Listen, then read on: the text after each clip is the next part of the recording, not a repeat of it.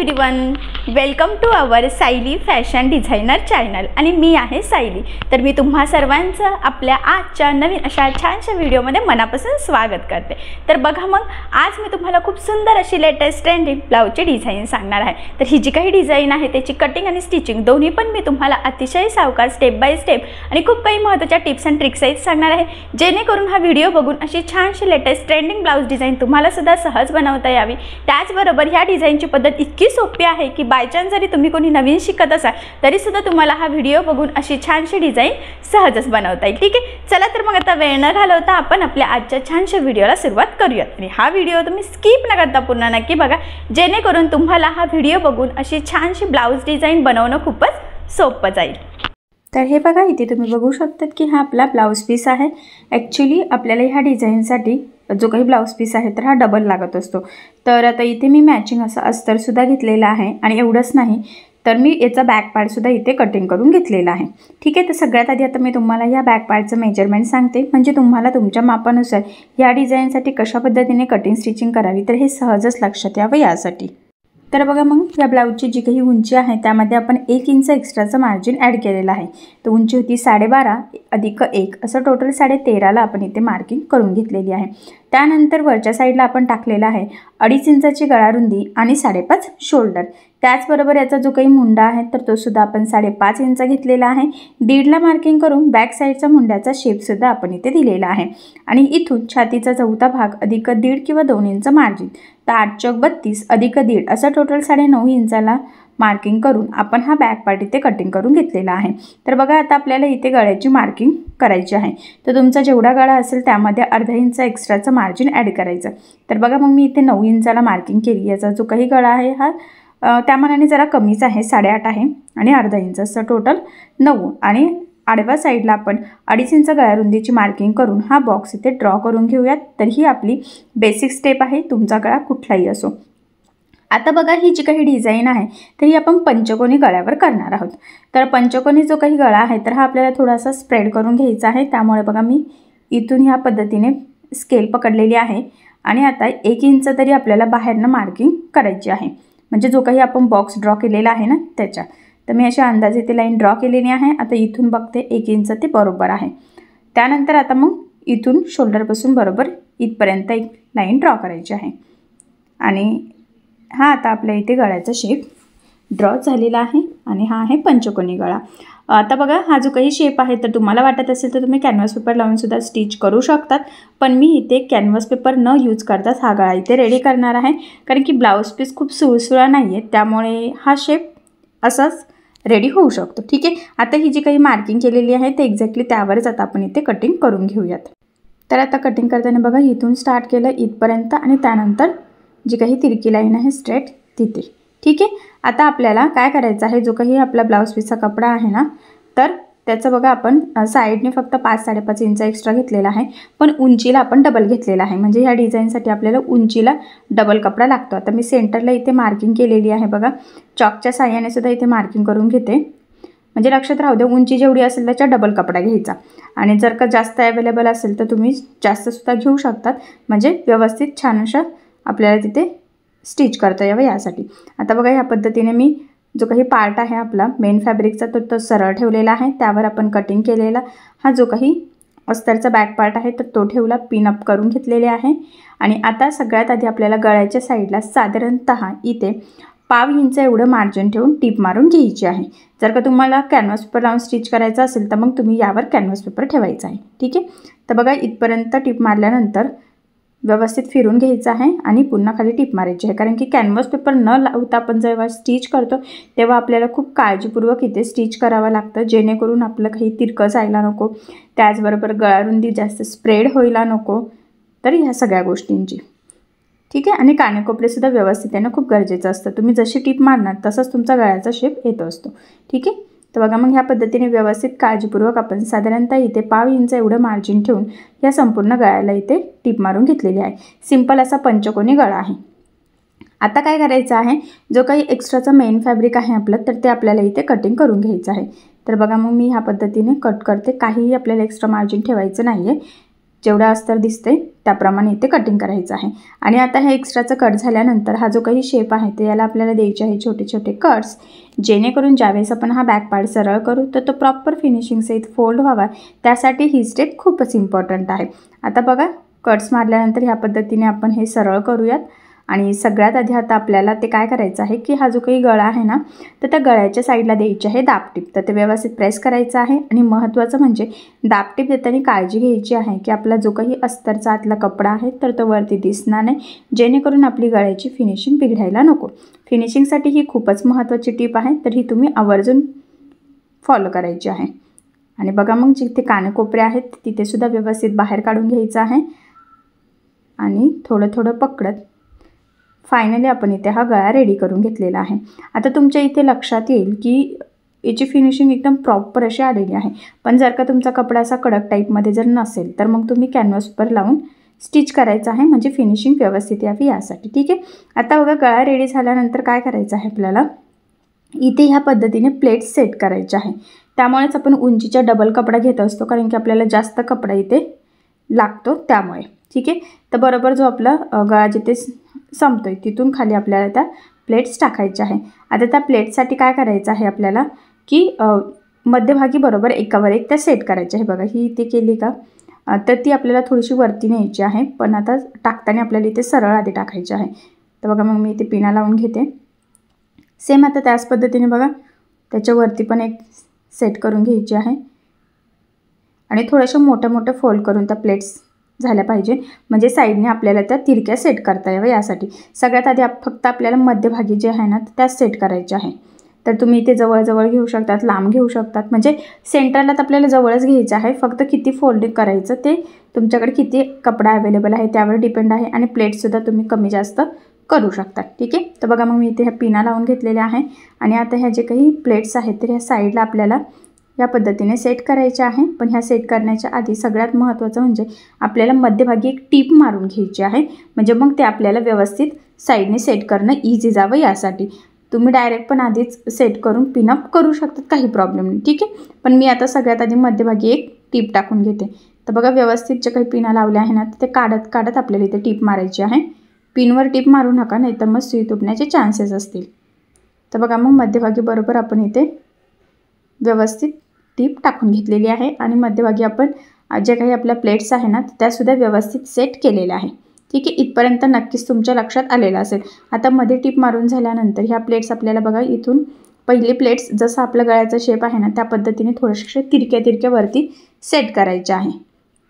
हे बघा इथूनही ह्या पद्धतीने, त्यानंतर त्याच्या खाली दुसरी, तिसरी, चौथी, पाचवी, सहावी, म्हणजे अशा टोटल आपण 6 प्लेट्स टाकलेल्या आहेत। तुमच्याकडे जर कमी कपडा अवेलेबल असेल तुम्ही 2-3 टाकल्या तरी चालेल, एवढ्या टाकल्या पाहिजे असं काही नाही आहे। जर अवेलेबल असेल तर तुम्ही टाकूसुद्धा शकतात, फक्त पहिल्या 1-2 प्लेट्स तरी तुम्हाला थोड्याशा मोठ्या घ्याव्या लागतील, म्हणजे त्या ह्या पद्धतीने साईडने सेट व्हावे यासाठी। एक साईडच्या सेट झालेल्या आहे, सेम त्याच पद्धतीने दुसऱ्या साईडच्या सुद्धा आपल्याला सेट करायच्या आहे। बरोबर पंचकोनी गळ्याच्या तिथे आपली पहिली प्लेट्स या पद्धतीने सेट होईल, याची आपल्याला थोडीशी काळजी घ्यायची आहे। ठीक आहे, बघा पहिली सेट झाली की मग बाकीच्या तर व्यवस्थित होतातच आहे। हे बघा व्यवस्थित खेचून घ्यायचं आहे आणि तिथे पिन लावून घ्यायची।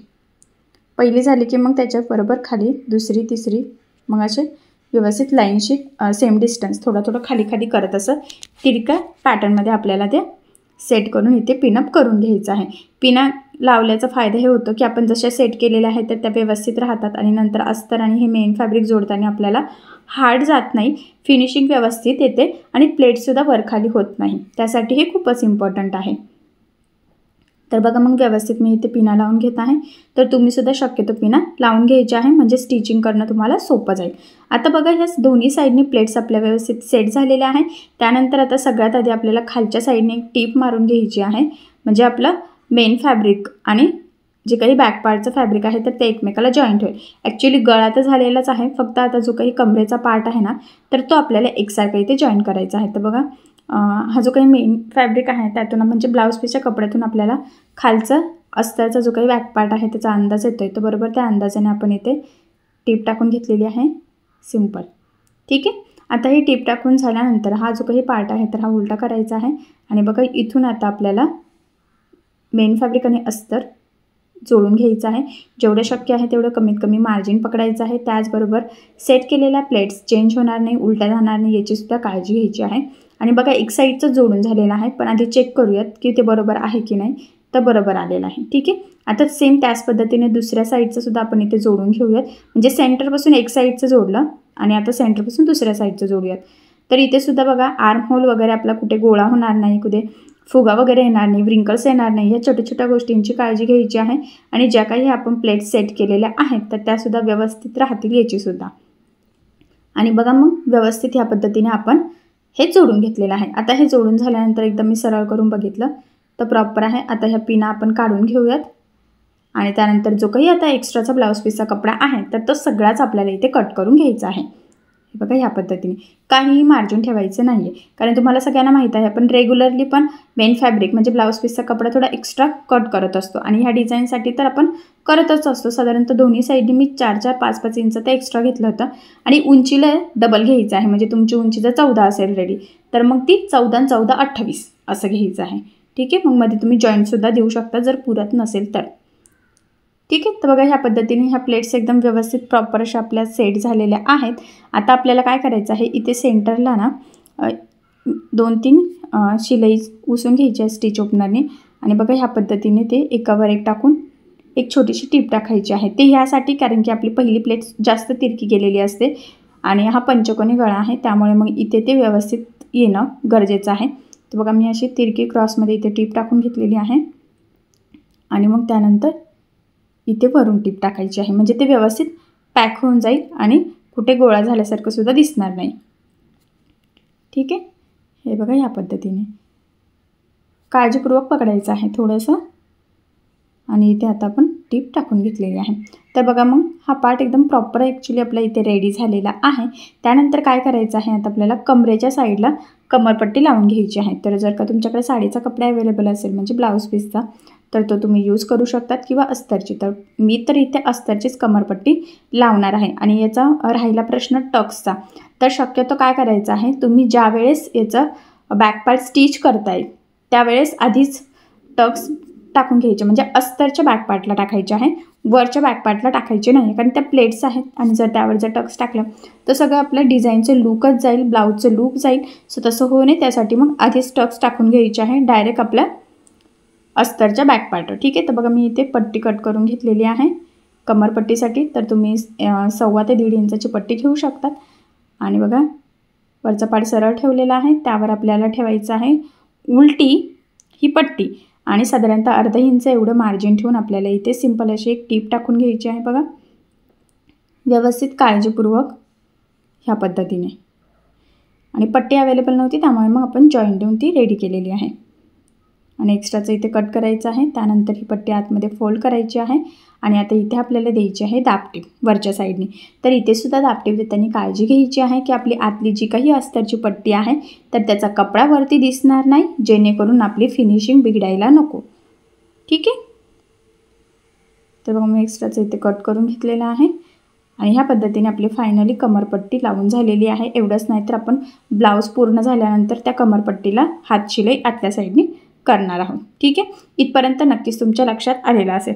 तर बघा आता इथे आपल्याला एक लेस लावायची आहे, तर तुम्ही गोल्डन लावू शकतात, मोती लेस लावायची असेल तर सिंपल गोल्डन पायपिंग जरी करायची असेल तरी करू शकतात, किंवा काहीच नसेल करायचं तर तुम्ही असंही ठेवू शकतात काहीही न करता।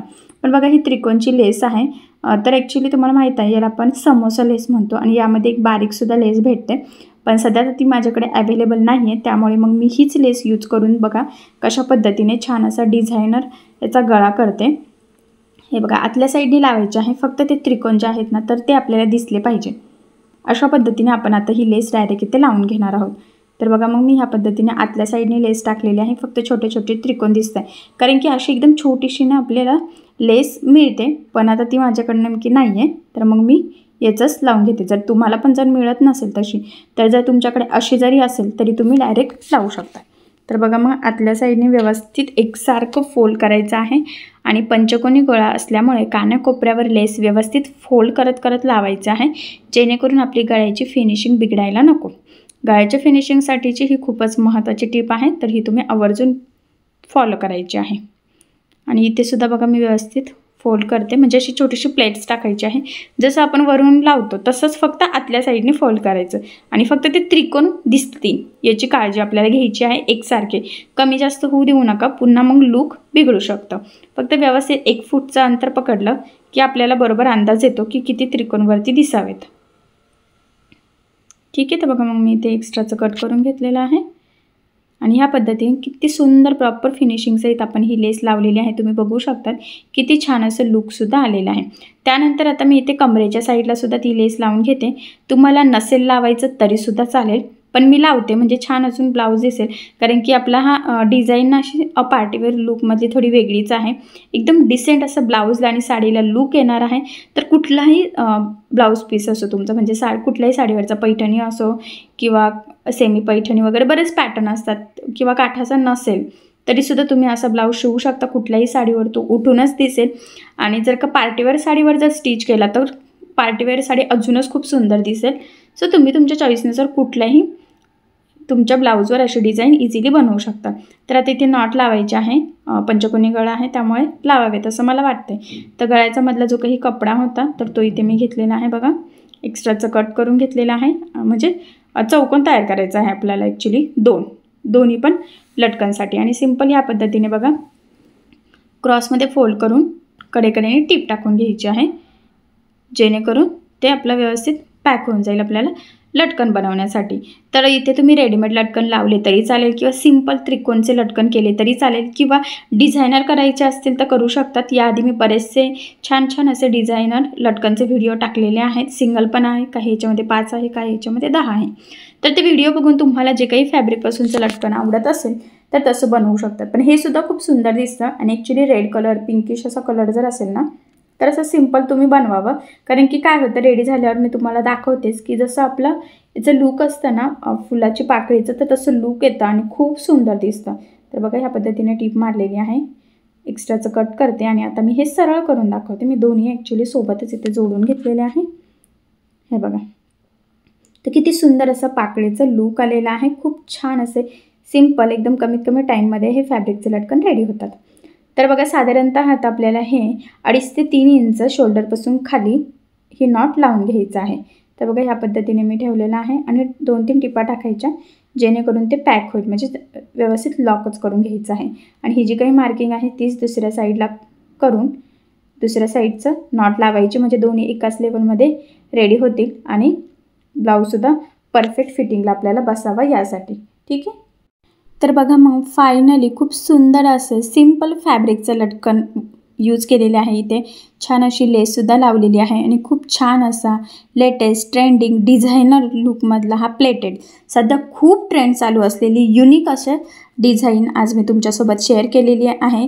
अशीच प्लेटेड डिझाईन आपण फ्रंटला पण करू शकतो, म्हणजे ब्लाऊजच्या पुढच्या भागाला. तर खूप साऱ्या कमेंट्स होत्या की अशी डिझाईन बॅकपार्टला करता येईल का. सो खास तुमच्यासाठी मी आजचा हा व्हिडिओ बनवलेला आहे.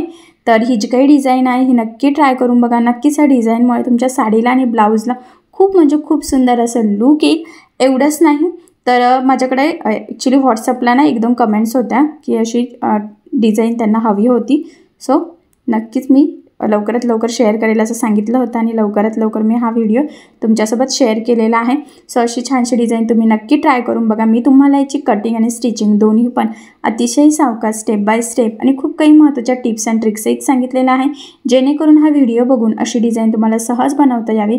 आणि सगळ्यात महत्त्वाचं म्हणजे याची पद्धत इतकी सोपी आहे की बायचान्स जरी तुम्ही कुणी नवीन शिकत असाल तरीसुद्धा तुम्हाला अशी डिझाईन सहजच बनवता येईल. सो नक्की ट्राय करून बघा. ठीक आहे, तर मग तुम्हाला आपला आजचा व्हिडिओ कसा वाटला हे मला कमेंट करून नक्की कळवा. त्याचबरोबर आपला आजचा व्हिडिओ आवडला असेल तर व्हिडिओला लाईक करायला विसरू नका. आणि जर तुम्ही आपल्या चॅनलवर नवीन असाल आणि आपल्या चॅनलला अजून सबस्क्राईब केलेलं नसेल तर सबस्क्राईब नक्की करा.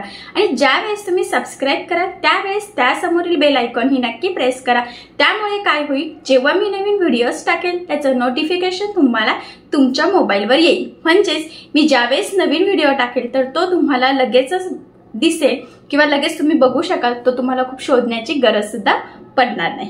ठीक आहे, चला मग आता असेच नवीन छान छान व्हिडिओ मी तुमच्यासाठी घेऊन येतच राहील। कटिंग असो, स्टिचिंग असो, डिझाईन असो, स्लीव्ज असो, बॅकनेक असो, सगळंच मी तुम्हाला अतिशय सविस्तर आणि एकदम सोप्या पद्धतीने सांगण्याचा आधीही प्रयत्न करत होती आणि अजूनही करतच राहील। ठीक आहे, चला मग आता आपण आपला आजचा व्हिडिओ इथेच थांबूयात आणि भेटूया पुन्हा नवीन अशा छानशा व्हिडिओमध्ये। तोपर्यंत टेक केअर, काळजी घ्या आणि आपला आजचा व्हिडिओ शेवटपर्यंत पूर्ण बघितल्याबद्दल thank you so much. Bye bye.